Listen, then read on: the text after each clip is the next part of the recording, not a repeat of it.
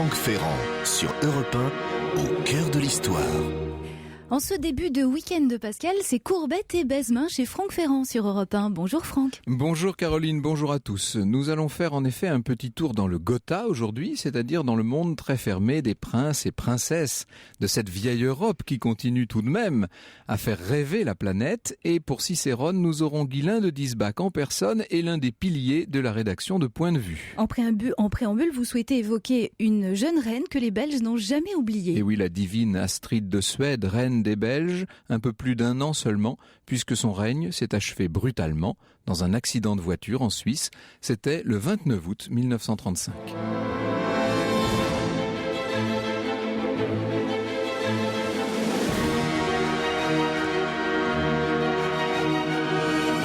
De 13h à 14h sur Europe 1, au cœur de l'histoire. Franck Ferrand.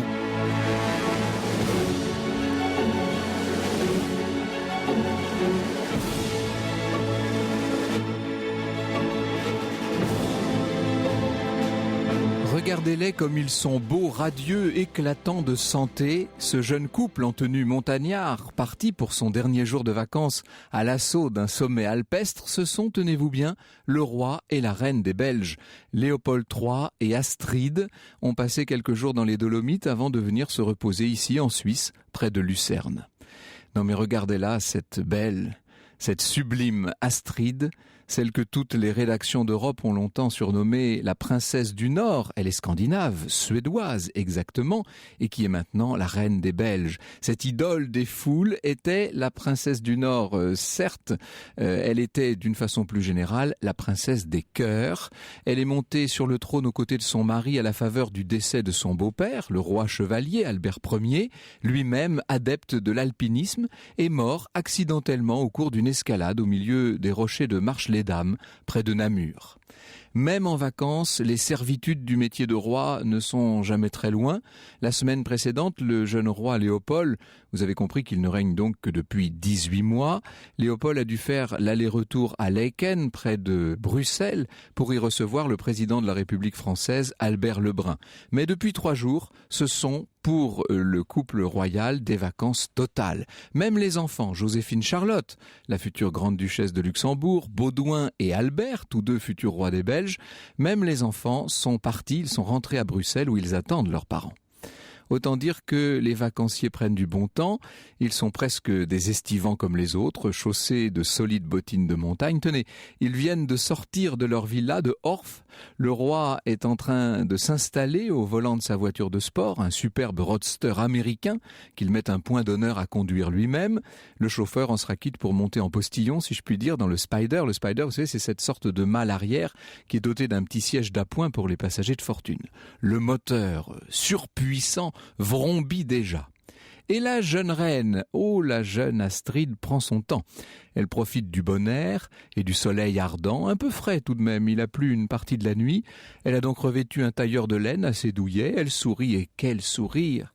Et quel regard bleu intense!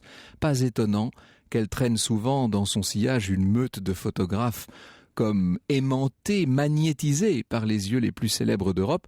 Disons que ceux de Michel Morgan ne sont pas encore connus en ce mois d'août 1935.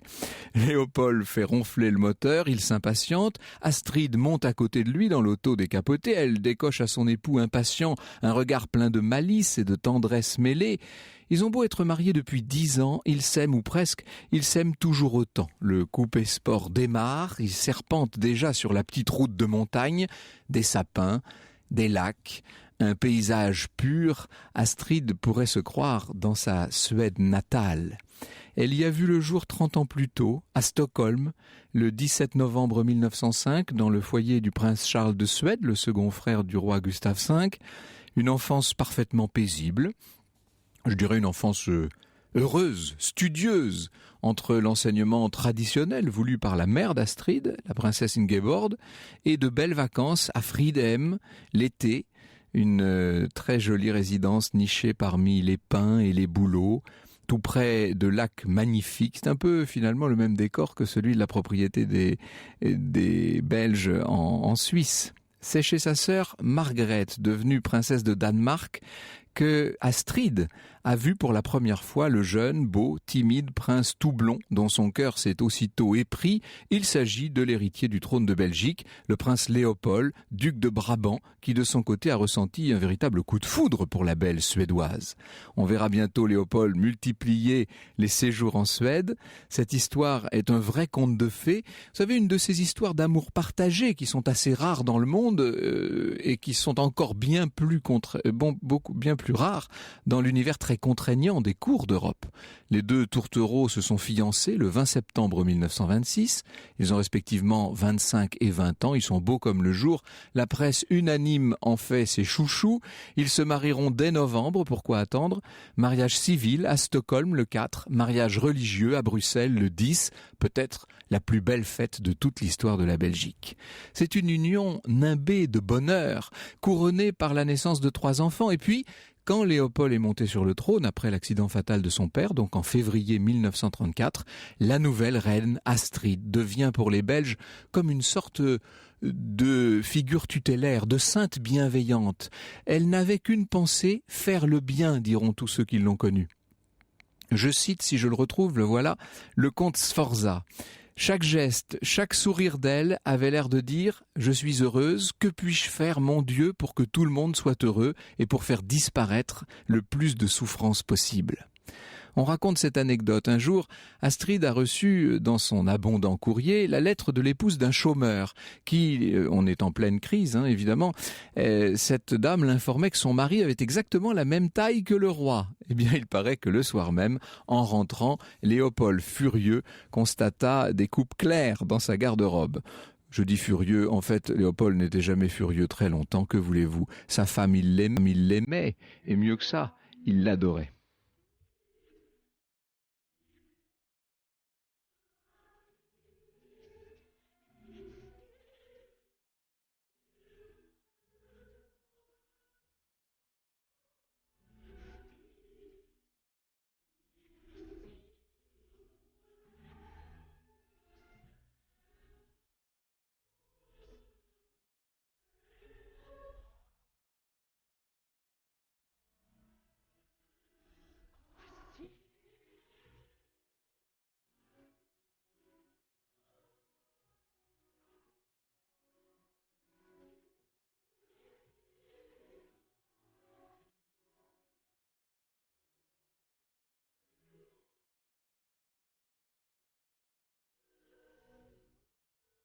Dites-lui sur Europe 1 cet extrait de La Grande Duchesse de Gerolstein de Jacques Offenbach. Alors revenons à notre route de montagne en Suisse. À la demande de Léopold, Astrid a sorti une carte routière de la boîte à gants. Le roi, il faut dire, est un peu perdu. Il attend une indication rapide. Seulement voilà, lire une carte n'est pas vraiment le fort de cette jeune reine. Elle hésite, elle fronce les sourcils. Léopold soupire et sans ralentir pour autant, il tourne les yeux vers la carte à un instant seulement, 1 seconde ou 2 d'inattention. Mais c'est déjà trop, le moteur est puissant, il y avait là un virage que le roi n'a pas vu à temps, le roadster heurte le parapet au bord du ravin, il échappe au contrôle du pilote, il devient fou des rampes, fait un tête à queue, glisse sur le talus et heurte violemment un arbre avant d'aller buter contre un autre à 15 mètres, puis capote et vient finir dans les roseaux, près du lac. Les occupants de la décapotable ont été éjectés, vous l'imaginez. Le premier à reprendre ses esprits, c'est le chauffeur qui se trouvait à l'arrière dans le Spider. Il accourt vers le roi et la reine qui sont étendus tous deux sans connaissance dans un verger. C'est vraiment une vision de cauchemar pour cet homme dont on imagine l'émotion, la stupeur horrifiée lorsqu'il tombe sur ces 2 corps inanimés ensanglantés. Quel contraste entre cette tragédie instantanée et le paysage qui lui est toujours aussi serein tout autour, aussi ensoleillé, rempli du chant des petits oiseaux.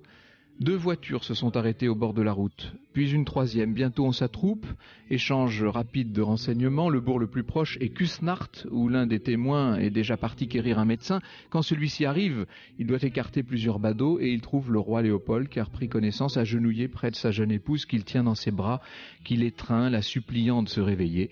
Mais la reine Astrid ne bouge plus. Le médecin l'examine. Il secoue la tête. Elle est morte. Chose incroyable, la plus vivante, la plus éclatante des têtes couronnées qu'on ait vues depuis longtemps, est là, sans vie, dans ce verger de montagne où la stupeur est en train de faire place à la désolation.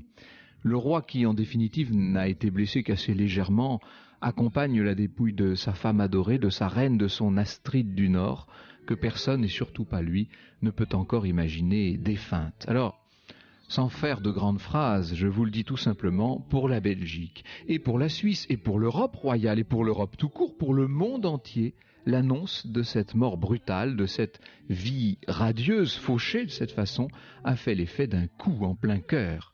Je cite le grand reporter Albéric Cahuet, c'est un de mes chouchous, vous savez. Il parlait de la cérémonie d'obsèques du roi Albert Ier, il se rappelait ce beau jour, en quelque sorte, malgré le caractère funeste de l'événement, beau jour que la présence consolante d'Astride avait littéralement illuminé, je le cite. La jeune reine, la jeune mère inclinait son clair visage sous les voiles et dirigeait le geste d'amour de ses enfants vers tous les enfants qu'on lui tendait. Elle passait dans le carrosse des jours d'histoire, précédée de son roi, à cheval, et l'on courait derrière la double haie de garde pour tenter de la voir encore, si fine, si grave, si tendre, si belle. Ah, comme tous ceux qui ont à cet instant connu la magie de ce printemps royal, ont reçu en plein cœur la nouvelle de l'aveugle tragédie, des choses où s'éteint une radieuse lumière. Le cercueil scellé de la reine Astride, Astrideke comme l'appelaient affectueusement les Bruxellois, notre petite Astride, ce cercueil est arrivé par le train à 6h du matin dans la capitale. On l'a chargé dans un corbillard qui l'a conduit jusqu'au Palais Royal à travers une ville en pleurs, terriblement silencieuse, dont tous les réverbères ont été voilés de crêpe noire. Au palais, dans la salle du penseur, le cercueil est rouvert, et apparaît alors ce corps déjà embaumé que l'on revêt d'une robe de soie blanche semée de bouquets de violettes. On lui place un crucifix d'argent sur la poitrine. Les traits de la princesse du Nord sont inchangés, peut-être même plus purs encore. Avant que n'entre la foule anonyme qui 3 jours durant va défiler devant la dépouille, le jeune roi est là, seul, qui veille sa femme et vacille sous le double poids de sa peine, évidemment, et de la culpabilité qui le ronge. Pourquoi a-t-il pris le volant ce matin-là ? C'est le destin, murmure-t-on autour de lui pour le rasséréner. Ça n'aurait rien changé. Lui sait bien ce qu'il convient d'en penser. L'histoire sur Europe 1, c'est avec Franck Ferrand. Nous évoquons le destin tragique de la princesse du Nord, de la reine Astride, cet après-midi sur Europe 1. N'hésitez pas à poser vos questions au 39 21, 34 centimes d'euros par minute ou sur europe1.fr. Alors, Caroline, cette pauvre reine Astride que nous avons vue mourir dans ce paysage alpestre n'était en quelque sorte qu'une entrée en matière, puisque grâce à notre invité d'aujourd'hui, Guylain de Diesbach, que je suis très heureux d'accueillir à Europe 1, nous allons pouvoir parler de l'ensemble de ces familles princières d'Europe, princière, grand-ducale, ducale même, bref, le Gotha, comme on l'appelait autrefois. Vous venez de publier une nouvelle édition de vos fameux Secrets du Gotha, Guylain de Diesbach, chez Perrin, et nous allons, en votre compagnie, nous promener comme ça, comme vous le disiez très joliment tout à l'heure en régie, nous allons sauter de branche en branche sur le grand arbre généalogique de ces familles de la vieille Europe, et pour nous aider à nous y repérer, au cas où, j'ai demandé à mon ami, évidemment, grand journaliste, grand spécialiste de ces questions, à mon ami Philippe Segui d'être avec nous. Philippe Segui de la rédaction de Point de Vue qui aujourd'hui fait sa couverture sur le bébé de Victoria de Suède, justement. Absolument, qui s'appelle Estelle, et selon la formule consacrée, la maman et la petite fille se portent idéalement bien. Et son papa, le duc d'Ostrogothie, a évidemment fait le geste de montrer la taille de la petite princesse devant les photographes émus. Alors, puisque vous parlez d'émotion, revenons peut-être à cet événement tragique de l'été 1935, la mort de la reine Astride, aux côtés de son mari qui donc était au volant, le roi Léopold III. On peut dire que c'est une vraie rupture dans le règne de Léopold III, Guylain de Diesbach. C'est une rupture aussi dans les usages, parce qu'en principe, un souverain ne devrait pas conduire lui-même sa voiture. Eh oui.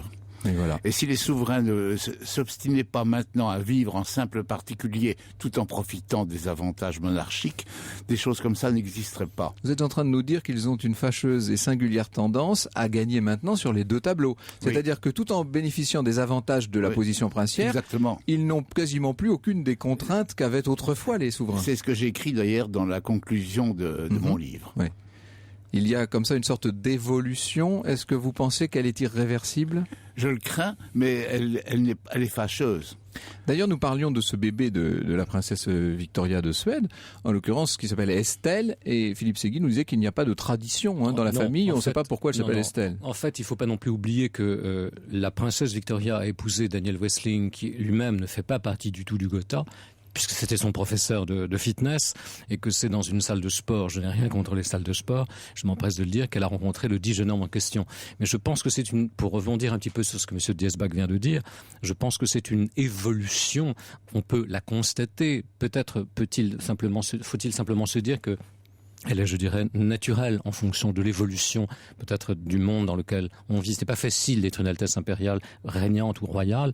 L'intérêt, c'est peut-être de se mettre aussi à l'écoute de ses concitoyens. Oui, mais autrefois, on avait trouvé un procédé pour pallier à ce défaut. Dans des monarchies, il y a eu des reines dont on attendait un héritier. Le roi ne pouvait pas faire l'héritier. Ça s'est passé notamment au Danemark autrefois, où on faisait faire l'héritier par un courtisan complaisant, mais il n'y avait pas de problème. Tandis que maintenant, de vouloir officialiser une mésalliance, c'est une erreur. Alors le roi Léopold III avait commencé brillamment son règne après la mort accidentelle d'Albert Ier, et puis on peut dire que ce règne va peu à peu s'enliser en quelque sorte. Cet accident l'a marqué à jamais. Il succédait à un roi extrêmement populaire. Donc c'est très difficile. Le roi chevalier Albert Ier, qui était le roi de la Première Guerre mondiale. Oui. C'est difficile d'assurer la succession. Et il avait une mère très énergique, la reine Elisabeth, qui a vécu très longtemps. Et donc pour lui, la position n'était pas facile. Mais on lui demandait pas non plus, il n'y avait pas de guerre à l'horizon, on lui demandait pas de qualité non plus exceptionnelle. Il y a eu une guerre, finalement. Et en fait, je crois que ça a été un grand calomnier, parce qu'il a toujours fait son devoir. Et le plébiscite qui a eu lieu après la guerre, pour savoir si on autorisait ou non le retour du roi, parce qu'on lui a reproché beaucoup d'être resté. Je trouve que là, au contraire, on devrait lui tirer son chapeau, car quand tout le monde s'enfuyait à Londres, aux États-Unis, lui est resté. Ce qui est courageux. Et peu de souverains qui ont fait la même chose. Donc c'était un choix qu'il a fait. C'est un choix qu'il a fait, mais ce qui lui a nui, c'est son remariage pendant sa demi-captivité royale en Belgique, mais il fallait bien que... Sa seconde épouse était très impopulaire, à peu près aussi impopulaire que la première a été populaire. Impopulaire, justement, parce qu'elle bénéficiait, si je peux dire, du contraste. Elle était une personne beaucoup plus remarquable et beaucoup plus intéressante et beaucoup mieux née d'ailleurs qu'on l'a dit. C'était une femme charmante qui s'est très bien occupée de ses beaux enfants avant d'en avoir elle-même et qui était très aimée du roi Baudouin et de son frère. Les beaux enfants en question, les enfants du premier lit, étaient donc Joséphine Charlotte, qui sera de Grande-Duchesse de Luxembourg, oui. Le roi Baudouin, puisqu'il a succédé à son père. Oui. Mais le retour du roi a été accepté en principe, parce que le plébiscite était en sa faveur. Mais comme on menaçait aussitôt de faire une grève des mineurs, à l'époque les mines étaient importantes, devant un risque de conflit social, le roi a préféré abdiquer en faveur de son fils, après la régence du prince Charles. De Baudouin, donc. Et c'est donc Baudouin qui est devenu roi, mais qui restait très inféodé pendant longtemps à son père, jusqu'au moment où il a pris son indépendance et on l'a fait comprendre au souverain, à l'ancien souverain Léopold III, qu'il valait mieux quitter la Belgique. Alors Baudouin règne avec son épouse Fabiola, oui. Qui était princesse d'Aragon, elle. Non, pas princesse d'Aragon, non. Elle était de Moraille à Aragon, mais ça n'avait rien à voir avec les princes d'Aragon. Ah, c'est pas la famille d'Aragon. Non, pas du tout. C'est une bonne famille de l'aristocratie espagnole. C'est une famille récente de l'aristocratie espagnole. D'accord. Je crois que le titre a été hérité, mais enfin, c'est un titre qui doit dater du XXe siècle, voilà. Juste avant la chute de la monarchie. Voilà le genre de remarque que je suis heureux d'avoir suscité, parce qu'on est en plein Gotha, là, on est dans l'almanach. C'est une famille relativement récente, riche, qui a hérité d'un marquisat, mais ce n'est pas du tout des princes d'Aragon, des anciens souverains d'Aragon ou de Castille, enfin non. Oui. Alors comme Baudouin et Fabiola que vous connaissez bien, Philippe, pour avoir écrit sa biographie. Oui.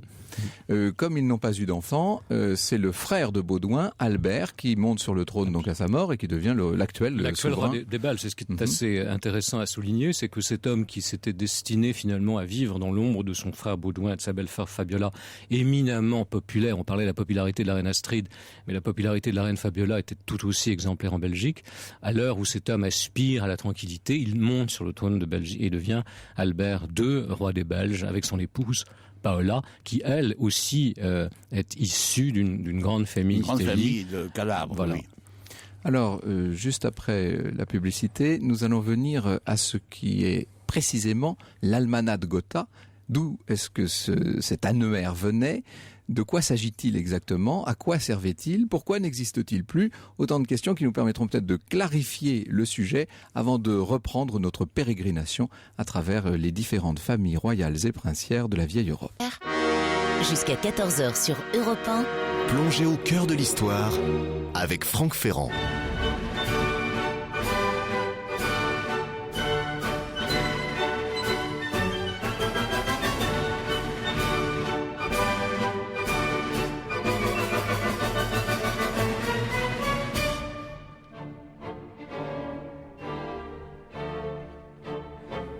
La grande duchesse de Gerolstein de Jacques Offenbach.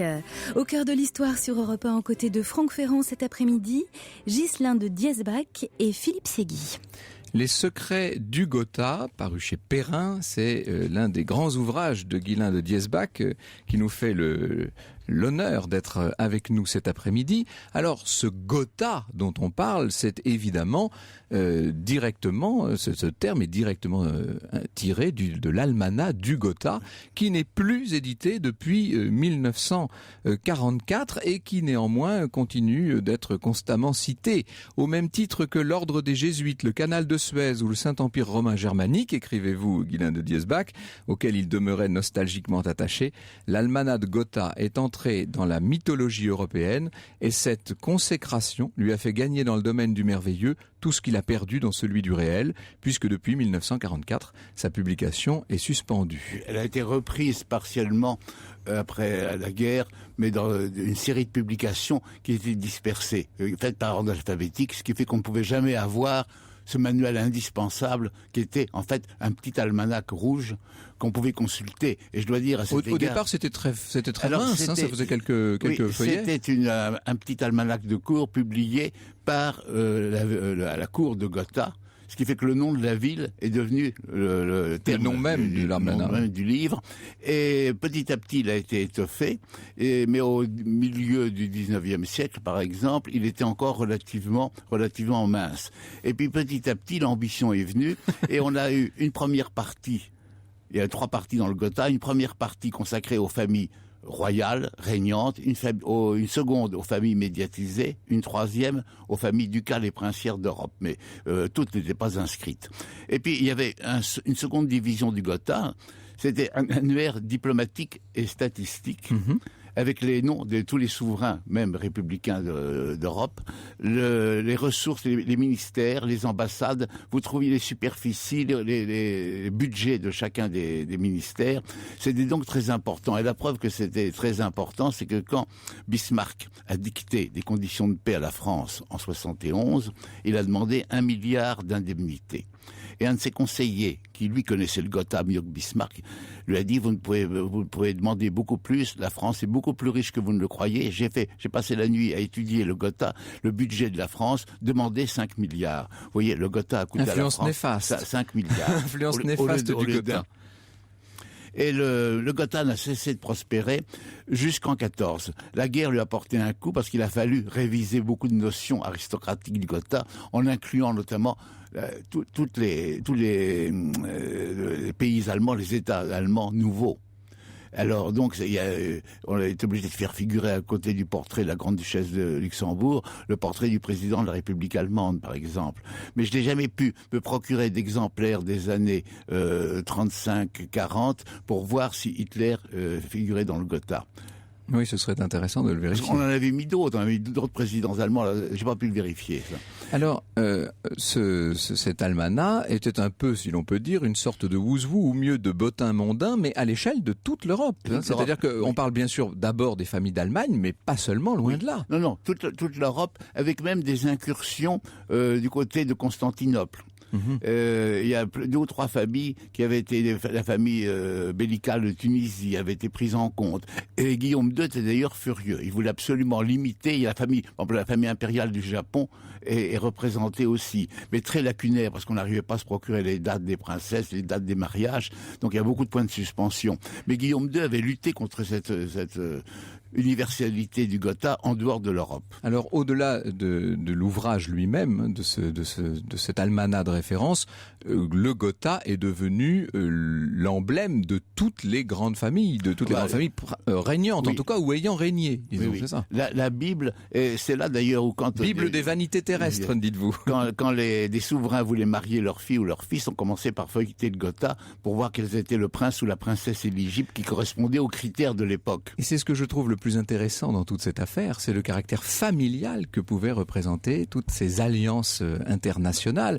Par exemple, puisque nous étions en Belgique, nous remontons au début du XXe siècle avec le roi Léopold II qui va marier, et d'ailleurs que de drames et que de tragédies dans cette famille, mais qui va marier ses filles à un certain nombre, à différentes grandes familles précisément. Je pense évidemment à Clémentine qui devient l'épouse du prince Napoléon. C'était le seul mariage heureux d'ailleurs. Absolument. Les deux autres mariages ont été catastrophiques. Mais Stéphanie n'en parle pas. Oui. Mais ce qui est assez fascinant justement, et on le voit très bien dans le livre de M. Diesbach, c'est que finalement le Gotha, c'est l'Europe avant la lettre, c'est l'Europe royale avant les traités de Maastricht ou de Rome. Ce sont des familles qui marient leurs fils et leurs filles. Certains mariages sont heureux, certains mariages le sont moins. Vous parlez de la Belgique, on pourrait évoquer évidemment l'Angleterre, avec une Victoria toute dévouée, toute amoureuse de son célébrissime prince Albert, alors que les enfants et petits-enfants de Victoria ne connaîtront pas toujours des mariages aussi séduisants et agréables. Elle était moins Gotha qu'on ne le pense. Oui, elle était assez bienveillante envers les mariages morganatiques. Elle trouvait que de marier ses filles à des princes ou des souverains étrangers, ça lui coûtait très cher. Il fallait fournir des dots en rapport avec la puissance britannique. Alors, je préfère de beaucoup que nos princes et nos princesses se marient dans des familles aristocratiques du pays, parce qu'il y avait beaucoup moins à donner. Et ça faisait beaucoup moins de complications internationales. Alors, par exemple, on l'a dit déjà à plusieurs reprises à ce micro, et on va en reparler à l'occasion des célébrations, bien sûr, du jubilé de la reine Elisabeth II, mais la famille royale britannique actuelle est une famille allemande. Absolument, et c'est d'ailleurs assez étonnant de le dire et de le préciser qu'au moment justement de la guerre, il a fallu changer de nom et que l'aspect justement germanique du nom ancien ne plaisait évidemment pas aux compatriotes et que les dynasties anglaises, avant de s'appeler Windsor, avaient été Hanovre et que ce rapport justement privilégié qu'il y avait avec l'Allemagne devait être évidemment un peu oublié à ce moment-là. Beau travail accompli d'ailleurs par les souverains, on parle toujours de popularité, restons positifs, quand on voit celle dont bénéficie la reine actuelle, plus de 80% des Britanniques se déclarent satisfaits de leur reine et de la monarchie. Je pense à nos candidats qui aimeraient aujourd'hui avoir autant de bonnes nouvelles. Moins cher qu'une élection présidentielle. Et un train de vie monarchique coûte moins cher également qu'un train de vie présidentiel. En tout cas, pour rassurer certains de nos auditeurs qui doivent se demander où nous sommes partis, je rappelle que toutes ces monarchies, notamment toutes les monarchies du nord de l'Europe, pas seulement, sont des démocraties. Ce qu'il ne faut jamais oublier, nous avons tendance, nous en France évidemment, avec notre histoire, nous avons tendance à assimiler démocratie et république. Ce sont des monarchies et qui n'en sont pas moins non seulement des démocraties, mais souvent des démocraties exemplaires du reste. Et ce sont des démocraties excessivement, c'est pour ça que nous abordions ce point au début de l'émission, ce sont des monarchies qui sont extrêmement proches de leurs concitoyens et sans vilain jeu de mots, ce sont des monarchies à bicyclette, ce sont des gens qui sont réellement proches de leurs concitoyens, j'insiste véritablement sur ce point, ce sont des monarchies économes, c'est-à-dire que le train de vie des familles royales de Suède, de Danemark ou de Suède sont des trains de vie relativement modestes, on fait attention à l'argent public. Ils ont une fortune personnelle aussi. Certes, mais presque moindre, si j'ose dire, que la famille de Belgique, par exemple. On sait que le roi Albert ou ses enfants ont une fortune assez importante. Vous avez bien compris que ces questions de Gotha sont donc à la confluence de toutes sortes de grandes problématiques. La dynastie, évidemment, la famille et la fortune, la représentation nationale, la démocratie, le régime. Nous sommes au cœur de la politique européenne lorsque nous parlons du Gotha. Franck Ferrand sur Europe 1, au cœur de l'histoire. 13h49, on parle toujours du Gotha avec les invités de Franck Ferrand. Et il y a quelques semaines, j'ai profité du passage dans cette maison de la princesse Maria Pia de Savoie, la fille aînée du dernier roi d'Italie, pour lui demander quels souvenirs elle avait gardé de son grand-père notamment, le roi Victor Emmanuel III. On l'aimait beaucoup parce qu'il était tout petit. Et pour des enfants, c'est merveilleux, un petit grand-père. Et lui, le pauvre, il était rachitique et ses jambes n'avaient pas grandi. On ne pouvait pas comprendre ça comme enfant. Et on allait très souvent à la pêche avec lui. Vous aviez évidemment un petit rôle, j'imagine, parce que vous étiez petite, mais vous aviez un petit rôle de représentation. On vous présentait au chef d'État, vous aviez... Non, on voyait personne. On restait avec notre nanny anglaise. Donc vous parliez à la fois l'italien et l'anglais? Oui. Et puis un peu le français, j'imagine? Non. Non, pas du tout. Non, je l'ai appris à 12 ans. C'est drôle. Parlez-nous de votre père, qui donc est le dernier roi d'Italie. Et lui, on l'avait pas vu pendant la guerre, parce que nous, on était en Suisse et lui était dans le sud de l'Italie, avec le gouvernement. Alors, on l'a pas vu pendant 2 ans. Vous viviez avec votre mère, donc, avec la reine Marie-Josée. Oui, dans deux petits hôtels en Suisse. Et la reine Marie-Josée était d'origine belge, il faut dire qui elle était, bien entendu. Oui, c'était la fille du roi Albert. Et de la reine Elisabeth, qui elle-même était allemande, Wittelsbach. Elle était la petite nièce de l'impératrice Sissi d'Autriche. Vous étiez évidemment petite, mais est-ce que vous avez été consciente au moment de l'abdication de votre grand-père que votre père devenait le roi d'Italie? Oui, parce que j'avais 11 ans. Et puis mon père était lieutenant général du royaume pendant 2 ans. Et quand on est revenu de Suisse en août 1945, après les bombes atomiques au Japon, il était là et mon grand-père habitait déjà dans la villa à Rome et mon père faisait tout déjà. Et puis ce référendum, qu'est-ce que vous avez à en dire? Oui, on a toujours dit après que c'était truqué. En faveur de la Et dans votre République. famille, ça ne fait pas l'ombre d'un doute, évidemment. Je crois qu'ils ont tous dit ça. Vous partez pour l'exil, donc un peu avant votre père, vous partez dès le 6 juin, vous en fait. Oui, je crois. Et vous êtes parti, vous êtes allé au Portugal, où il vous a rejoint. Oui, avec un croiseur. Et on a mis 3 jours. Et les enfants, on était ravis. On a vu des baleines, c'était très amusant. Donc vous avez pris ça de très bonne façon, oui, si je puis parce dire. que Missy, qui était avec nous, disait que c'est amusant. Regardez, on fait un beau voyage. Missy, c'est votre gouvernante. Oui, qui était extraordinaire. Merci beaucoup, Maria Pia de Savoie. Alors je ne sais pas l'italien, moi ça tombe mal. Vous allez nous le dire, d'ailleurs, le titre de votre album en italien. La mia vita e i miei ricordi. Ma vie et mes souvenirs. Merci infiniment. Philippe Segui, on parle évidemment toujours de la monarchie britannique, un petit peu de la monarchie belge qui joue quand même un très grand rôle dans la crise politique que traverse ce pays. Beaucoup en ce moment de la monarchie espagnole, nous allons y venir dans un instant. L'ancienne monarchie italienne, les Français l'ont oubliée, disons-le. La famille royale d'Italie, en fait, est une famille discrète, si j'ose dire, parce qu'en fait, au moment lorsque nous vivons, nous, en France, le Second Empire, l'Italie va vivre ce qu'on appelait le Risorgimento, c'est-à-dire, en quelque sorte, autour de la famille royale de Savoie, autour du ministre Cavour, une refonte totale de cet État qui n'existe pas en tant que tel que nous connaissons l'Italie aujourd'hui, mais qui est divisé en différentes principautés, en différentes villes qui sont justement toutes indépendantes. Ce qu'il faut bien, ce dont il faut, j'en bafouille l'émotion, ce dont il faut se souvenir lorsqu'on parle de l'Italie, c'est du raffinement de la cour de Savoie. C'est-à-dire que ce sont des gens qui sont généralement mécènes, qui dans leur cour justement de Milan invitent souvent les artistes, les chanteurs, les écrivains, les musiciens, et que chaque fois qu'un bel esprit passe, je dirais, par Milan, il ou elle est invité à la cour du roi. Ça, c'était la vieille famille de Savoie. Voilà. Évidemment, après l'unité du royaume, il s'installe à Rome. Exactement, il s'installe à Rome.